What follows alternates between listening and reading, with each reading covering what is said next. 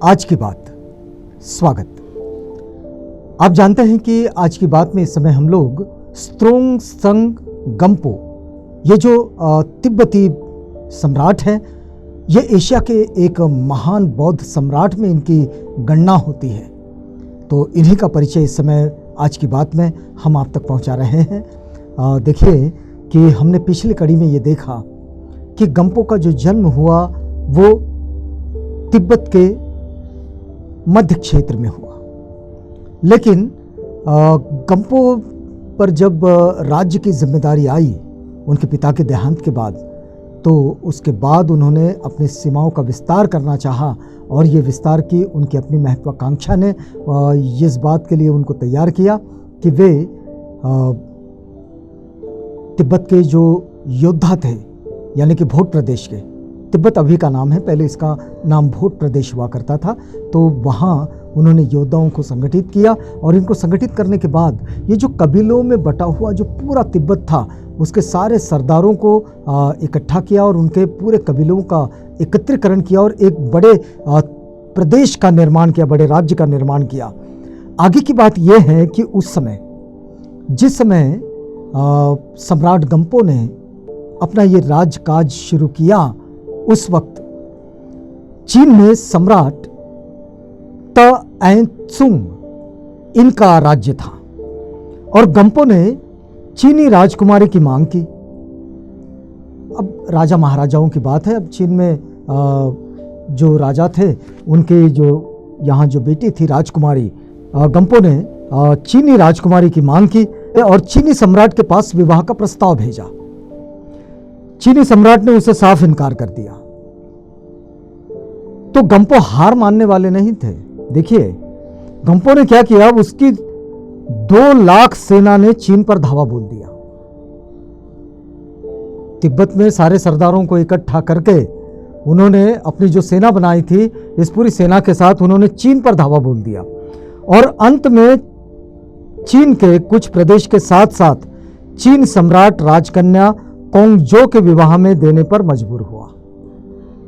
अब देखिए कि वहाँ सवारी करके, आक्रमण करके वहाँ से इन्होंने राजकुमारी, चीनी सम्राट की राजकन्या जो थी, विवाह में देने पर उसने मजबूर कर दिया और इस प्रकार नेपाल के राजा अंशु वर्मा को राजकुमारी ख्रिचुन के साथ नेपाल का कुछ हिस्सा गंपो को देना पड़ा।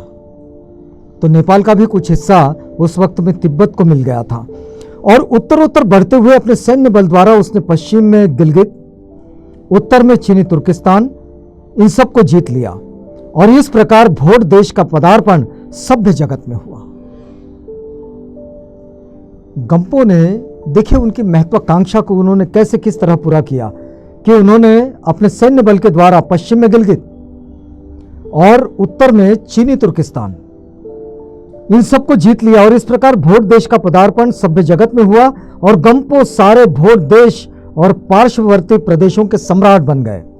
वे 7वीं सदी का विश्व का सबसे बड़ा विजेता माना जाता है। देखिए इतिहास में सबसे बड़े विजेता के रूप में 7वीं सदी के गंपो का नाम आता है, स्त्रोंग त्संग गंपो। और ऐसे विशाल साम्राज्य की व्यवस्था के लिए उसे एक अच्छी राजधानी की आवश्यकता पड़ी जिसको देखकर उसके नाना जातीय प्रजाजन अभिमान कर सके। तो सम्राट गंपो ने ल्हासा में अपने नए साम्राज्य की नई राजधानी की स्थापना की।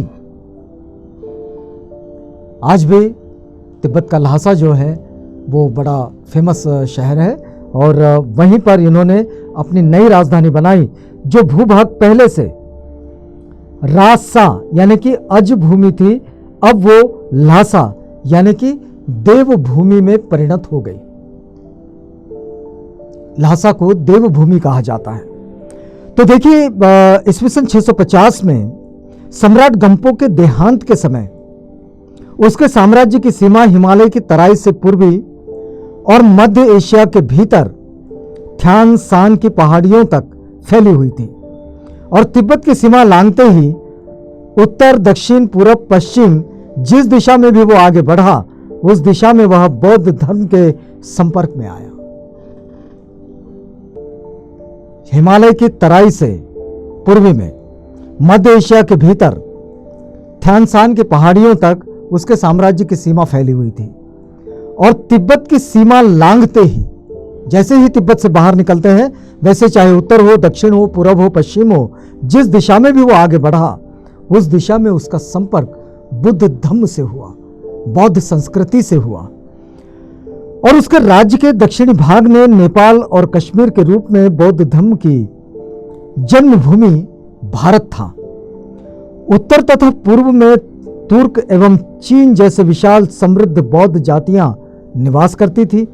और घुमंतु तो विजेता के लिए कैसे संभव हो सकता था कि वो इन उच्च संस्कृतियों के संपर्क में आकर अछूता रह सके। इतना बड़ा सम्राट जो इन संस्कृतियों के संपर्क में आया और इनसे अछूता रह गया हो, ऐसा कैसे हो सकता है? क्योंकि बुद्धिज्म ये प्रतिबिंबित होता है, छलकता है लोगों के आचरण में। वैसा नहीं कि कोई किताबों में लिखी हुई चीज़ होती है, जो कहा जाता है वो दिखता भी है।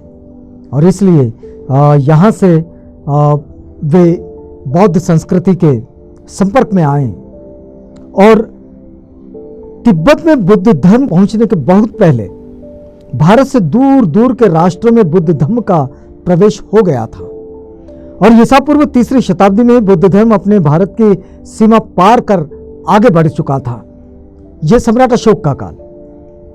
उसके धर्मदूत न केवल बर्मा तथा सिंहल में गए, बल्कि मेसोपोटामिया में सिदोनिया और मिस्र तक वे पहुंचे थे। और इसी काल में मध्य एशिया में भी बुद्ध धर्म फैला।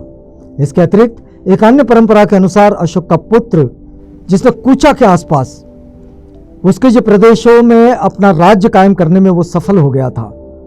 और चीन में बुद्ध धर्म का प्रवेश काल तो बहुत पहले माना जाता है, किंतु ईस्वी सन 56 में खोतन के कश्यप मातंग द्वारा किए गए बौद्ध ग्रंथों के चीनी अनुवाद तो अभी प्राप्य है।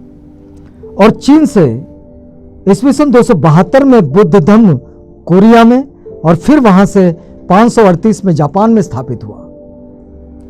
हिंद चीन में भी वह ईसा की तरह 3री शताब्दी से पूर्व पहुंच चुका था।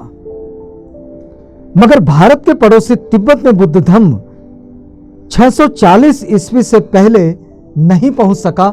इसका कोई प्रामाणिक दस्तावेज जो है वो नहीं मिलता कि उससे पहले भी बुद्ध धर्म वहां पर पहुंच चुका था। तो आज की बात में हम लोग यहाँ पर रुकते हैं। इस समय हम लोग जानकारी ले रहे हैं भोट प्रदेश के सम्राट स्त्रोंग त्संगपो।